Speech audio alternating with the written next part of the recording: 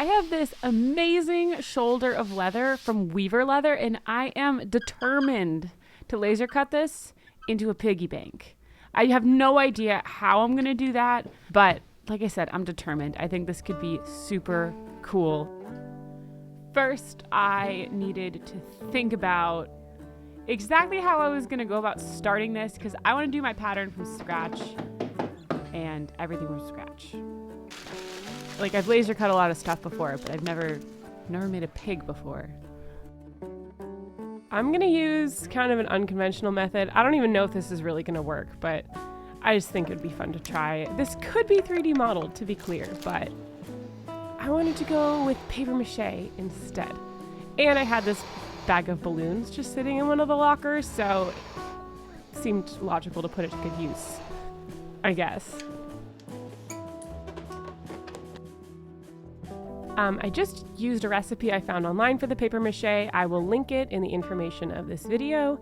And then I cut up this craft paper into strips, and I figured I'd just start building it up on the balloon. I haven't actually done this in a really long time, probably not since grade school, but this is how I remember it working, so this is what I'm doing.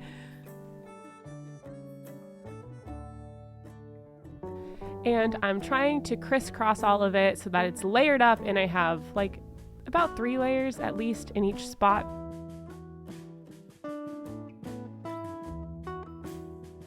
And it took a while to build it up, but again, I was trying to really focus mainly on just getting a nice thick layer so that I knew this would work. I didn't want to have to do this a second time if I didn't build it up enough, you know? And I very much underestimated how much paper I was going to need. I started with these really optimistic, beautifully shaped rectangular pieces, and by the end of it, I'm just ripping craft paper from all of our shipping boxes.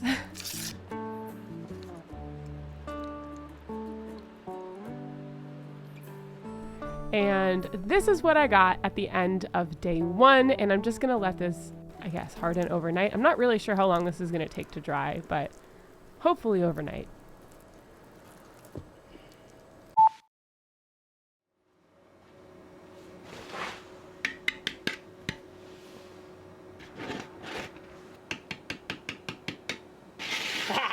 It kind of sounds and feels like a basketball.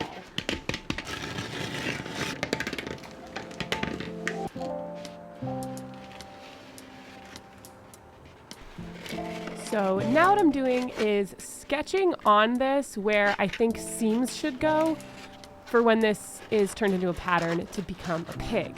So this is going to be spots that I think just, you know, factually need to be a seam so that it all gets held together properly and is relatively round. But I'm also trying to think through, like, aesthetically where it will look the best to have a seam.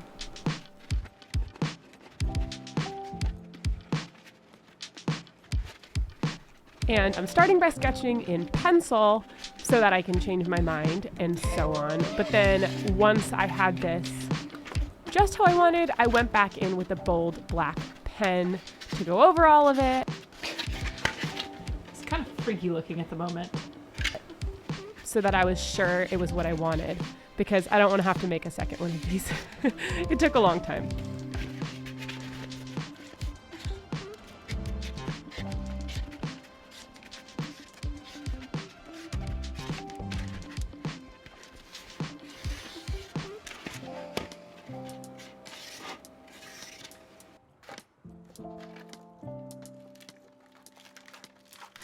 By this point, I was pretty excited about popping the balloon.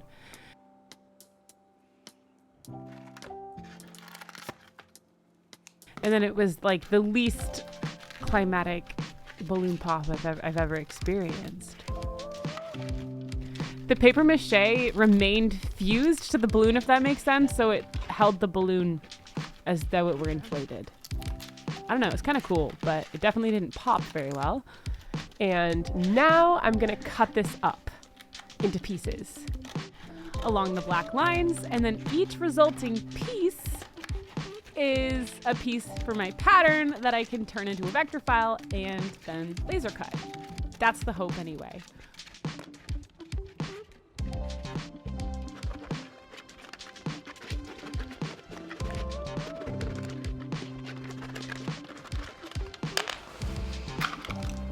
Naturally, they're all a bit domed, so I'm kind of smushing them down with my hand, which isn't going to result in like a perfect outline, but it's definitely going to be pretty darn close.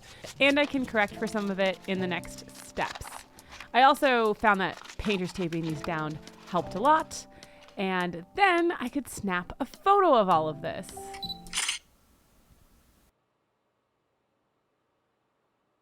I took a lot of care to make sure I wasn't getting the photo from like an angle or anything. This is head on, and I put that photo into Adobe Illustrator. I'm going to zoom in and hand trace each one of these pieces, and this will give me a pretty accurate trace while also allowing me to smooth out any imperfections as I go. This is just with the pen tool going right over the photograph, and then once I had all of them traced, I could get rid of the photograph, and I'm left with my shapes in a format that I can send over to the laser cutter.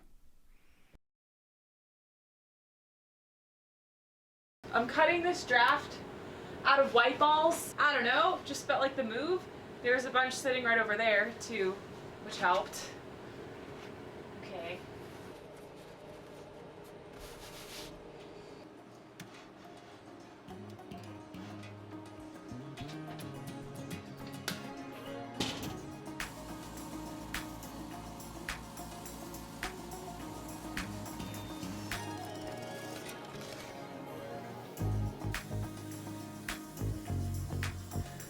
These cut pretty easily, nice and quick, which is always nice when it's just a prototype.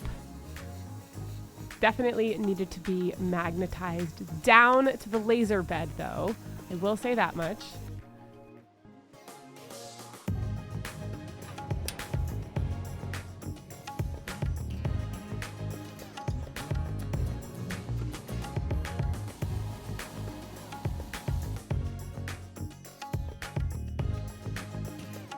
And this stuff was kind of cool to see because it went from these crazy looking brown ugly pieces to something that looked a lot more like an actual pattern. Now it's time to sew this all together and get a feel for how I did and how this method worked out. I didn't have needles either, so this is, I really probably should have just gotten a needle, but I did this all like by hand. So this part took a long time and was quite frustrating.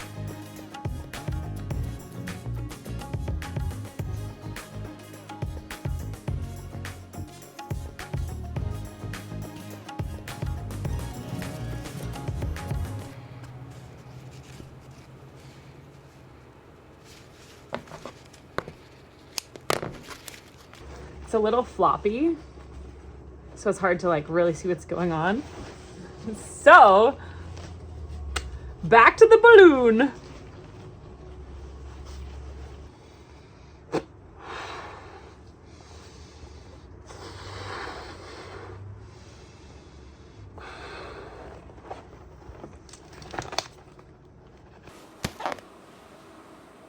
I'm just gonna leave it here for today. It's not bad. It's not bad, but it still needs some work. All right, so today I'm starting by looking at my original designs and making a couple of tweaks to the shapes so that they fit together a bit better and have a little bit more shapeliness to them, for lack of a better way to say it. The thing in the design that's taking the most amount of time by far, though, is the stitching holes, because I'm needing to make sure that each piece lines up with its corresponding other piece and has the right number of stitching holes, and that they're also positioned in a way where they'll line up. Okay, I'm thinking for today's version, oh no.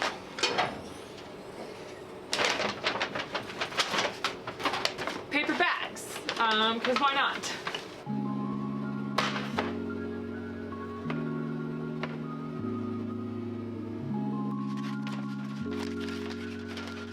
I'm cutting this up and getting it nice and flat so that it will lay in the laser cutter for me.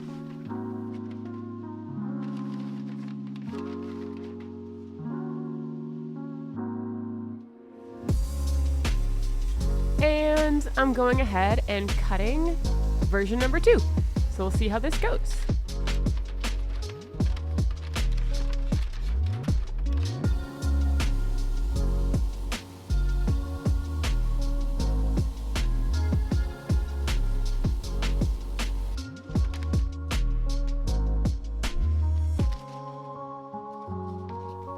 I am stitching this version together again all the way because I want to make sure those stitching holes are definitely lined up. This time I did have a needle though, which was a lot easier. Also, the paper was stiffer than the white ball, like paper towel material, which also made it easier to sew all of this.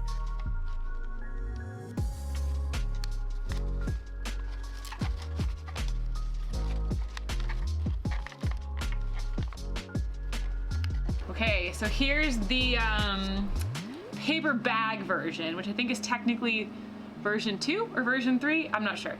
But I think the face and stuff totally looks like a pig. I'm really happy with that. The back here, I still need to just slightly tweak the pattern just to make sure this is gonna close up okay. And then I need to add a spiral tail of some sort. I'll think about that, I'll do something cute there. And then legs, yeah. But for tonight, I'm tired, so I'm gonna call it a day there.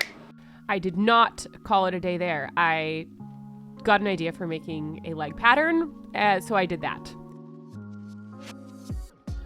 I'm just rolling up a tube of that paper bag material, and I slid it into the leg hole like this. So then I could trace around the opening that was left by the pattern that I've already done.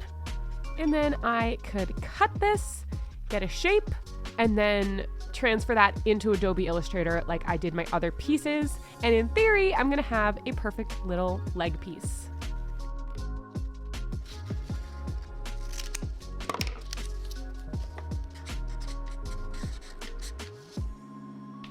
I'm also adding those stitching holes along the top seam in Adobe Illustrator. Here's a little trick that I found was just the quickest way to get even spacing. So you're gonna use this text tracer tool over here in Adobe Illustrator, and then I found a font where the periods are circles. They're often little ovals, so you just wanna make sure whatever font you're using, the periods are circles. And then I'm gonna click here to type along my curve and just do periods in a row. You can add spaces in between too, depending on the look you want. But this is gonna give a roughly even spacing. And then after that, we're gonna click text trace. And then now you have a nice little stitching hole along the curve. And while I had my design up in Illustrator, there was a couple little aesthetic changes I wanna make, and I could start by marking those on my paper prototype and then just transferring those into Illustrator. This is part of why I like making like holdable prototypes, because then I can make changes while I'm holding my object in real space. And then I cut out my leg in the laser just to see how that went. And now I'm also cutting my revised upper bum pieces. I don't know what else to call them. And just to see how these filled in the space. And something funny about these is that I tried to get smart on myself and kind of tweak the original balloon shapes to give it a little bit of a different shape to it. And I ended up going back to the balloon design because I just think it is a better shape. So I think that's a good testament to my paper mache method being a strangely viable method to get a great pattern. It was really late at this point, but then I was thinking, when pigs fly, this pig needs wings. Angel wings seemed too obvious. So here was my final piece of my prototype for the full concept. Ta-da! All right, it's definitely time to go to bed now and start this up again in the morning.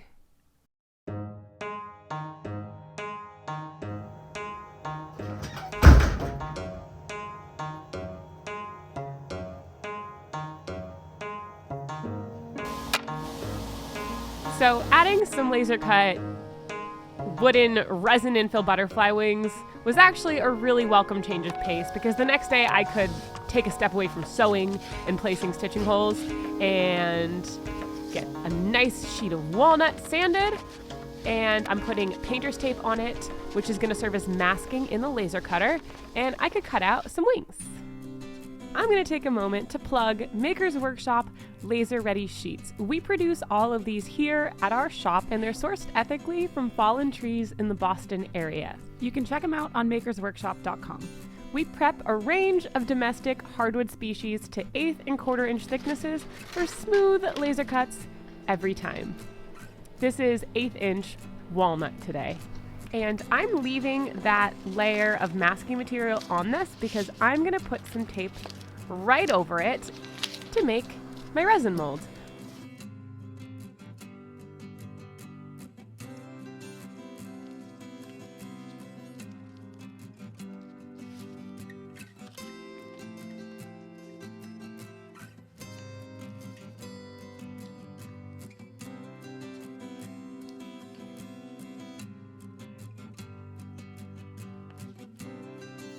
And then after that, I'm going in and I'm sealing the grain with some Total Boat fast hardening epoxy, letting that cure all the way before then going in with my resin fill. You can use any speed of hardening epoxy for that first grain seal. The fast hardener is just gonna harden faster, which is nice.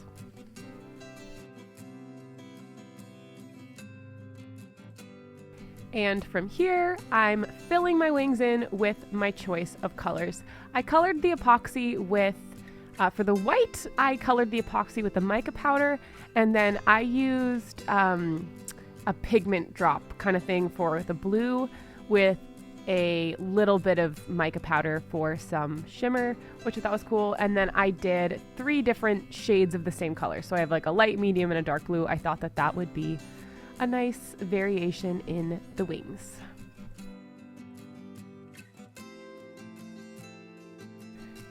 And then once that was filled, I let it harden overnight.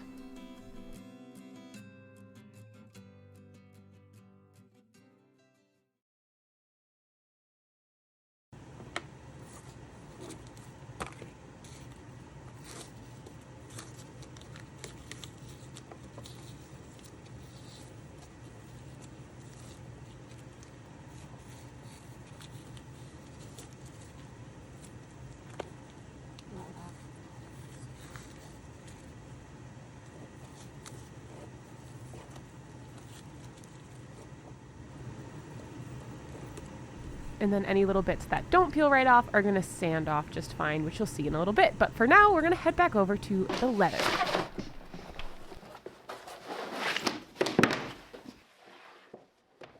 So I want to figure out masking material over this leather on a little test piece before cutting my real things, because I only have 1 sheet of this.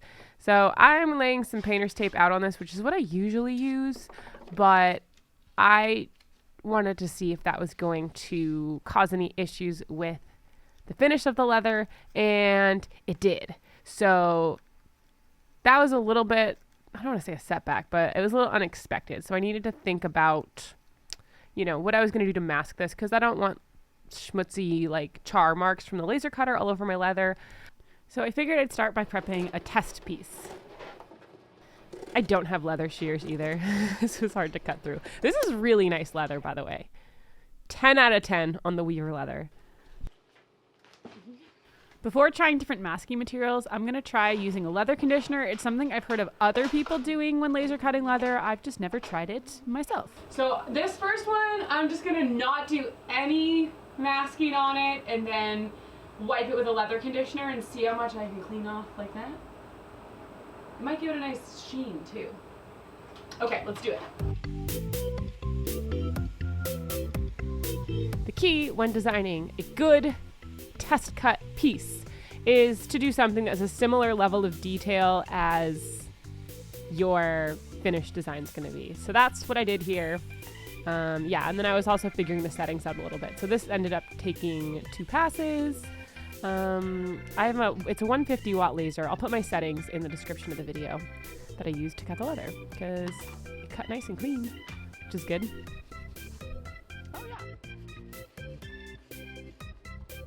These were $10 leather conditioning wipes that I found at my local hardware store, meant for car interiors, and this worked really, really well. I don't see any reason why in the future I will bother with masking leather because it cleaned off so easily. And with that, I was feeling confident enough to start cutting my design, which was really exciting. I couldn't wait to see how it looked in leather.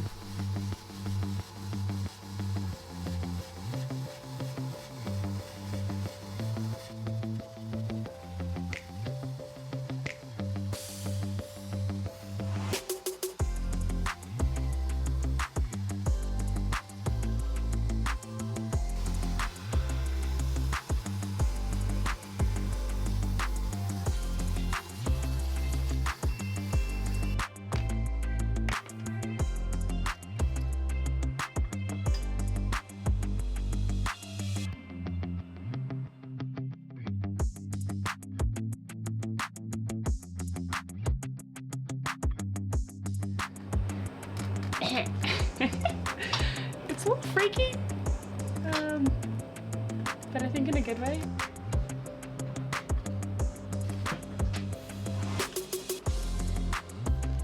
I'm sewing this together using a baseball stitch. And I don't know if that's the technical name for the stitch, but you know the one. It's on baseballs. I thought that would look cool for assembling all of this and work well on the curves of the pig. And then for the eyes, I'm going in using rivets. Jeez. And we can all laugh together as I struggle to like press the thing down. I think this was made for someone with slightly larger hands than me. That's the only explanation I have for how difficult this was. But it looked great.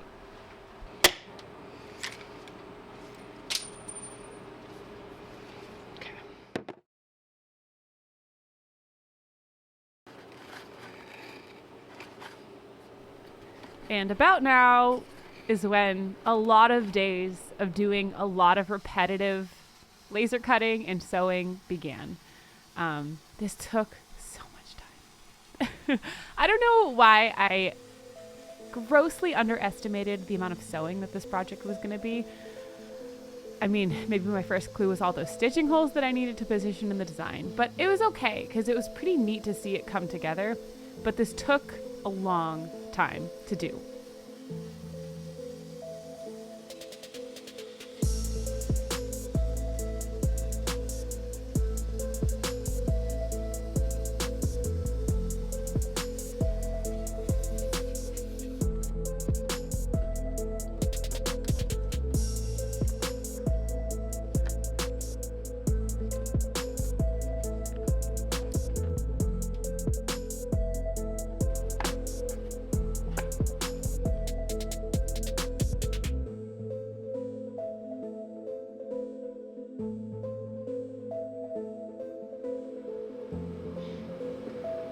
This is hard.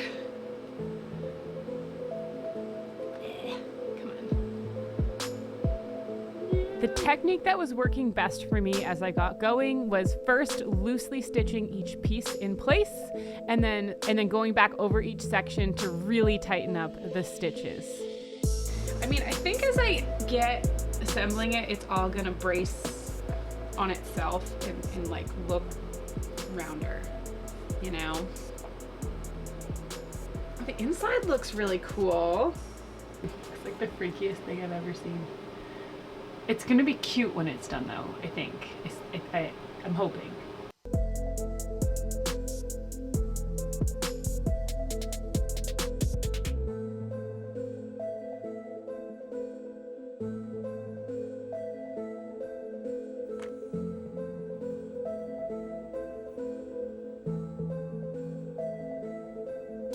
So again, as you can see here, I'm tying everything with a loose bow to start and physically get the pieces in place.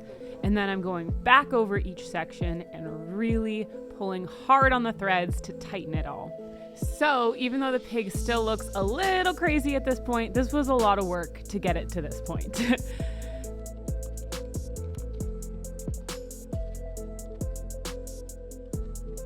I'm not really sure what day number we're on at this point, but that last stretch of work was definitely more than one day. So we're gonna call this day 10? 10? That sounds about right. This just took a lot of patience, time, and attention to detail to get to all fit together properly. The workflow that was also working best for me on this was to do a little burst at a time. That way it didn't get too tedious. So like I said, I have no clue how many days it took me to get to this point. It was definitely more than 1 or 2 though. Okay, this is a lot of sewing. So I'm gonna take a break from that and do some sanding now, in the name of my sanity. To finish off the resin, I'm gonna sand first with an 80 grit sandpaper until all the resin is sanded flush with the walnut laser cut part of this. And then I'm gonna go over it with a 220 grit sandpaper to smooth it down just a little bit more. And this is the finished look. This is probably my favorite finished look on resin. It gives it a really soft, velvety, sea glass kind of feel that I really love. And I think works great for butterfly wings as well.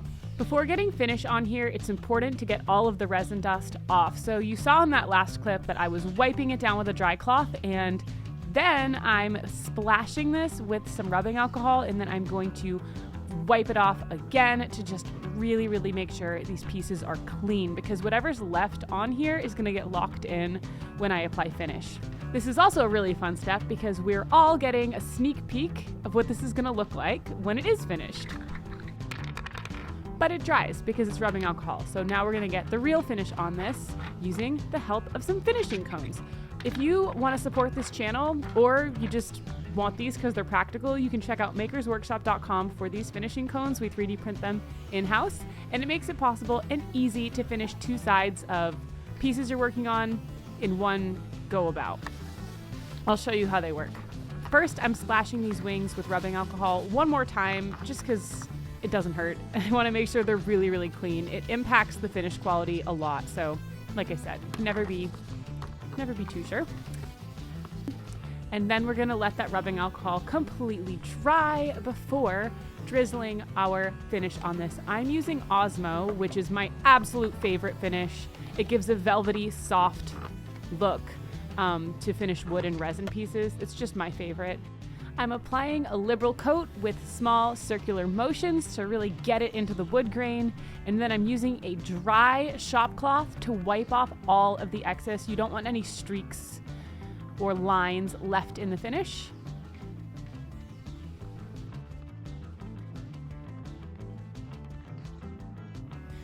And with the finishing cones, I can flip these over and immediately start getting to work on the second side, doing the same process on the wings.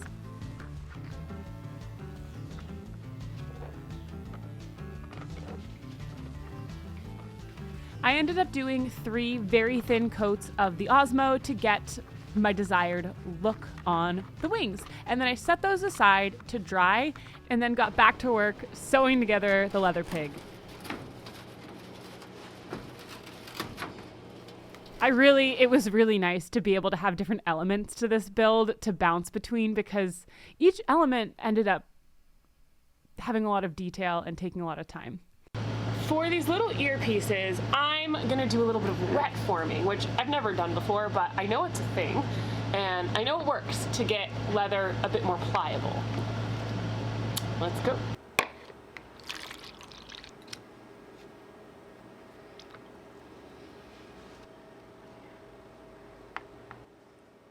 So the idea here is if you let leather soak in water for a couple minutes, it's a lot more pliable to work with. So this was gonna let me bend the ears just enough that they'll pop off the pig and look like real ears.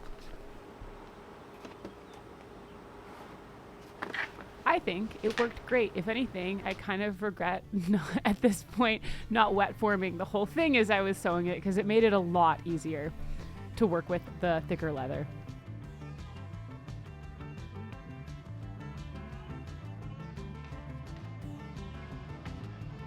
But what I was able to do is mist my pieces with water before I did the final tightening of each section. And this helped me get a really nice seam going on each of the sections of the pig. One of those little subtle details that really elevated the finished look and feel of the piece.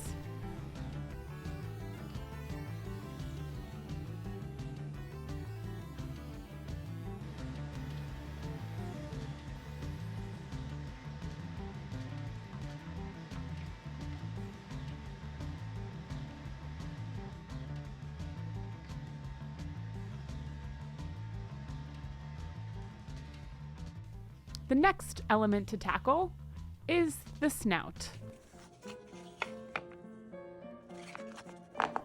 I'm making this out of 1/4 inch thick pieces of walnut from a Laser Ready sheet sample cube. These are also available on makersworkshop.com.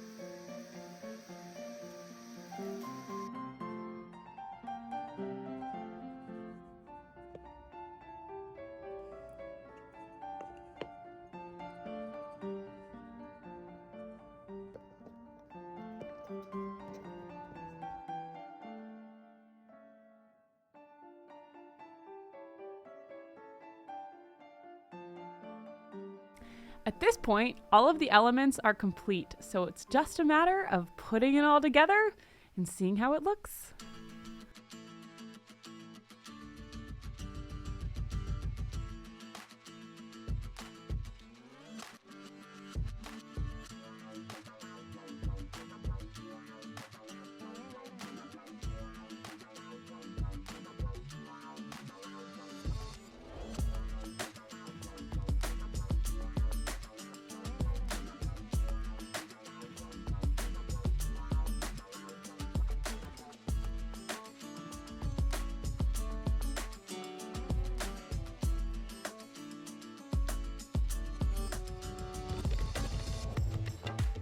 For the hooves, I made 4 miniature versions of the same thing I did for the snout to cover each foot.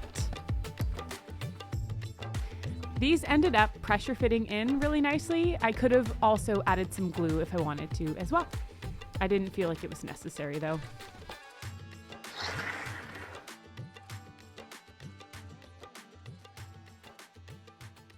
The wings I was originally going to sew in or put dowels going perpendicular to the wing through the leather so that they would be locked in there, but they actually ended up pressure fitting into the pattern that I cut, so like why make it more complicated than I need to?